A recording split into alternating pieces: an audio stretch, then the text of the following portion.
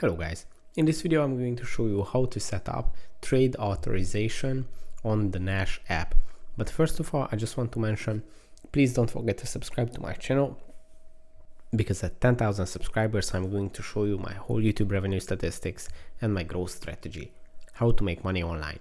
So let's jump into it. First, open the Nash app, then go to the settings menu, and at the settings menu you should see the security option at the profile and security menu.